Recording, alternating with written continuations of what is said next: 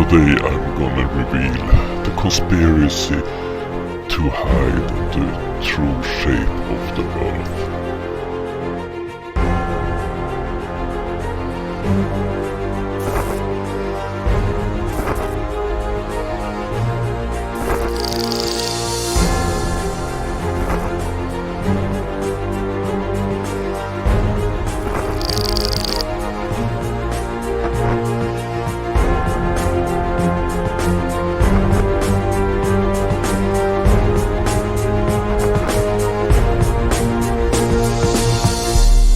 We are everywhere.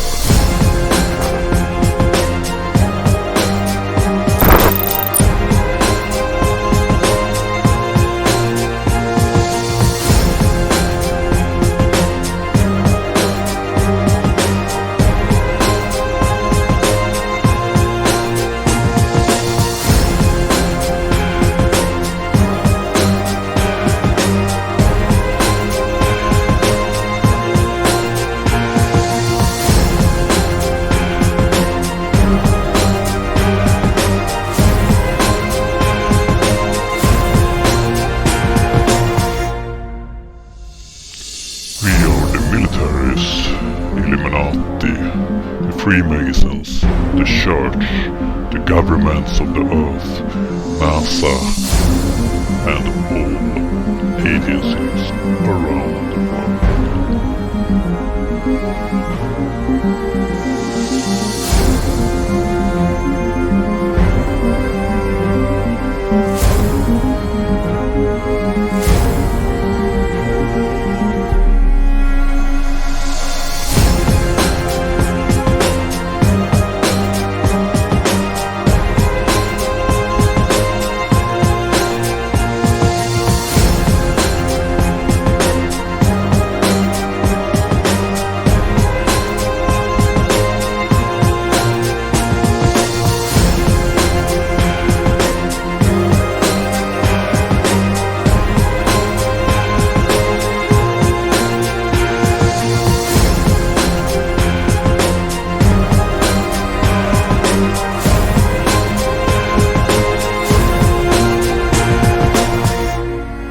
We are everywhere. You can't escape us. We are in total control.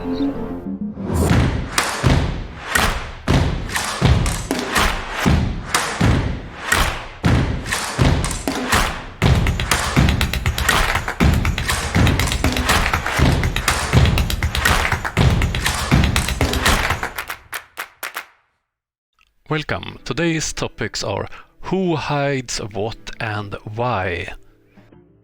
And then the one and only Level Earth Observer. Then a short part about photography. And in the end, as usual, the end.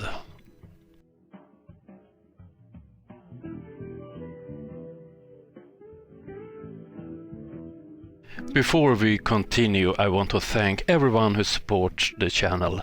It gives me opportunity to carry out my projects, the Compass project, the Arctic Scholarship and upcoming projects. A big thank you to all of you.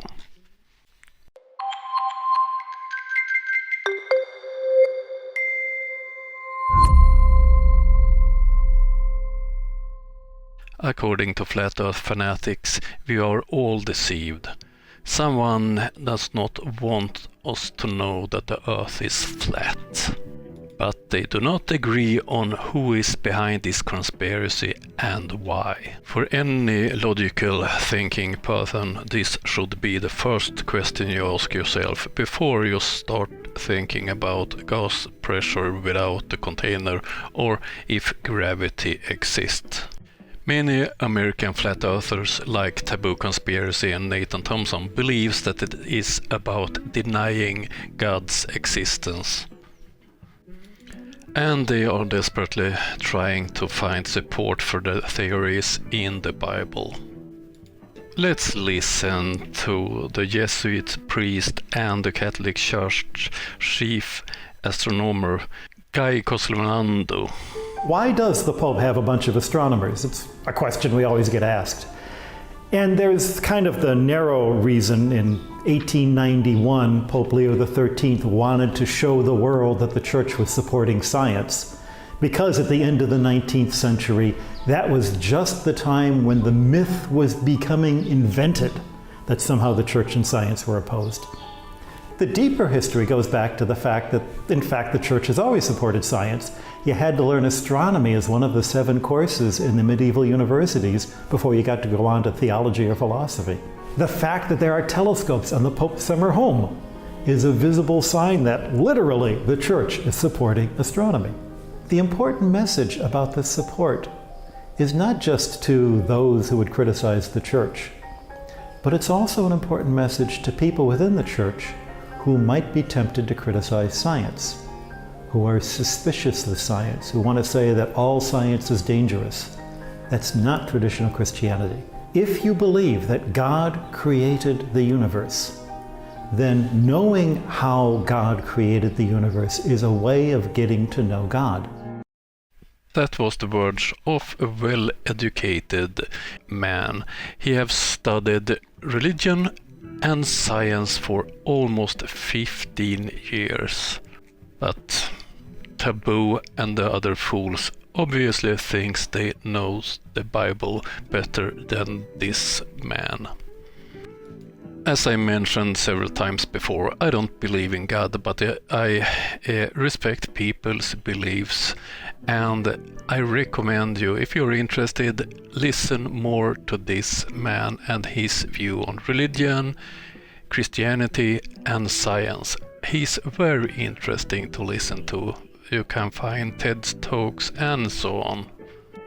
The Christian flat earthers' reasoning don't make any sense at all. It's not logical. It's several reasons for that. Not the whole world are Christians, but still they have space programs and so on. Take India, for instance, or China. Why would they protect Jesus and the Christian God with expensive space programs and so on? It's make no sense at all. And then we have the UK flat earthers with Nathan Oakley, Level Earth Observer, and the others. They never talk about God and Christianity, but I have never heard them explain why someone should hide or want to hide the flat earth for people.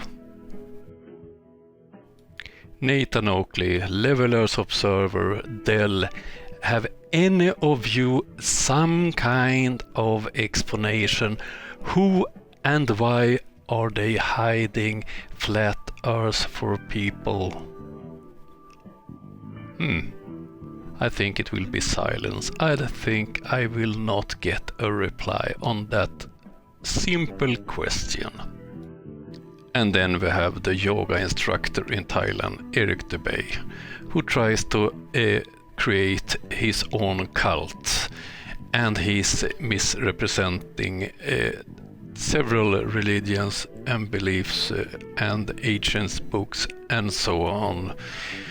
Oh, he is a joke, and his so-called movie is a joke.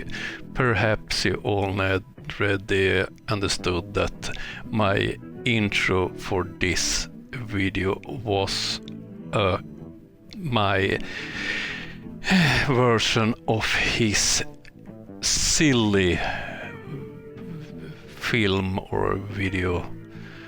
It's called A Level. Oh dear, what a mess. Okay, so my question to all flat earthers: who is hiding the flat earth and why? Because you have no explanation. That you agree about. I heard several strange explanations for this, but not a single one it's God, it's NASA, it's a mess. Okay, let's move on to the next topic.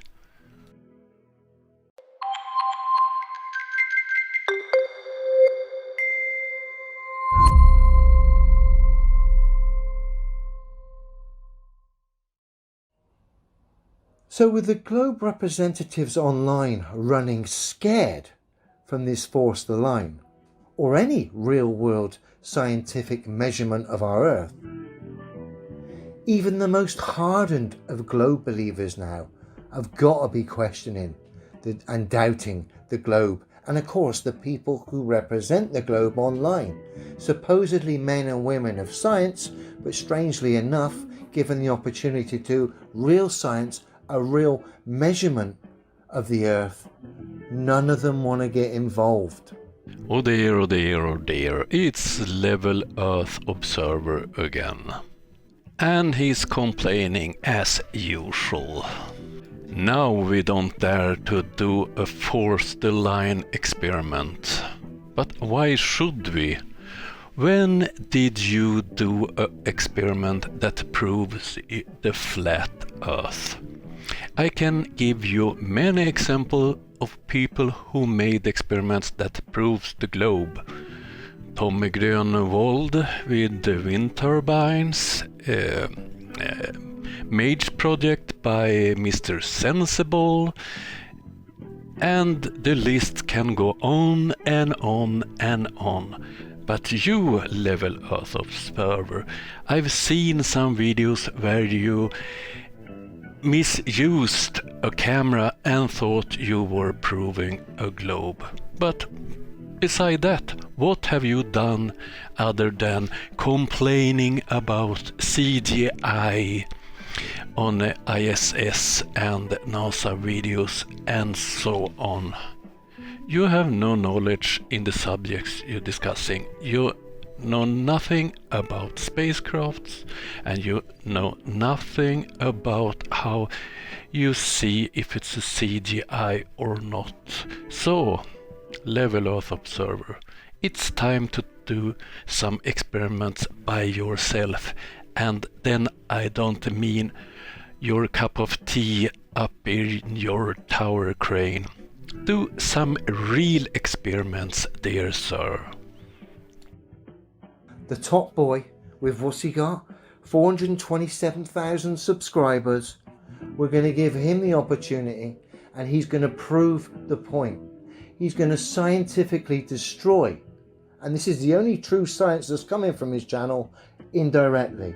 Sci-Man Dan is going to destroy the globe by not wanting to be involved in real science. He's got the science in his title, but he's going to shirk this real world scientific measurement of the Earth because he knows the results will destroy the things he stands by. And we're going to prove it, and Sci-Man Dan is with his actions. A real man of real science who stood by and truly believed in the globe would jump at this chance to put this to bed and do a real scientific measurement of the Earth. So I posed a question to the globe's top boy earlier. Bear with me. Are you up for a mechanical measurement of the Earth, Dan? Here's your chance to become a globe legend, one who will be remembered for a long time. What's it going to be, Dan? Force the line or force the pantomime? Dan comes back. Please don't tell me you're talking about force the line, and lots of laughing faces. And that is a prime example. Rather than be true and honest and truly believe in the globe and want to get involved in real world demonstrable science, i.e. a scientific measurement of the Earth, clearly he doesn't want to. And bearing in mind, if he got involved in this and got all his followers behind this and pushed for this, and of course it turned out the Earth was a sphere, this man would become a legend who would be known throughout history. A majority of the world's population already knows that we live on a globe. If Simon Dan were to make the statement, "I have finally proved that we live on a globe," he would appear to be as big a fool as you are, Leo. If he does not do the experiment you ask him to do, then he proves the Earth is flat. That's your logic. Okay, with that logic you have already proven that the Earth is a globe. I have many times asked for proof for a flat Earth. I asked you for experiments that prove your claims, but you have never shown everything. So, the matter is already been decided. You have proved that we live on a globe. Thank you, Leo. Okay, we move on to the next subject. Today I will talk about using photos to tell a story. The story can be about a birthday, a trip, a wedding, or something else important in your life. Today's example is an assignment I did for the company Mondi. They contacted me to do an exhibition for the 100th anniversary of one of their factories. It's a paper mill in Sweden who produces brown sack paper and special craft papers. They do the world's strongest paper. They are, for instance, in the Guinness Book of Records, for they lifted a 10-ton heavy steam locomotive using paper. The most important when you want to tell a story using the images is your planning. In this example, I started with looking in the company's archives for old pictures, because in the exhibition I should use old pictures and new pictures. So I looked for angles. They have photos the paper mill before, so I could take pictures from the same angles for comparison. And I wanted to take picture, not glossy, nice, colorful picture. I wanted to mimic the older images in a way. In the exhibition I used more pictures than I show here, and I also used old pictures as comparisons. But how did I tell the story here? I started with a view over the factory, how the lumber arrived, the machines, the people with the machines, some close-ups on the machine, and in the end, delivery of the products by train. This was a short version of the story of this paper mill. But the important lesson here is planning, planning, planning. I hope this gave you some ideas. Okay, that was all for this time. It was a short one. Now to the last part of this video.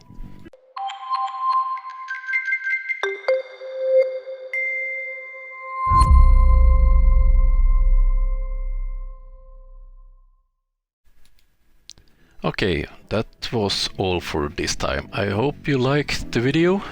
If you want to support the channel, hit like, subscribe, become a member or a patron. I will be back on Friday with a new episode and some more photographic tips. And perhaps I will make some shorter videos in between. Okay, see you on Friday. Bye.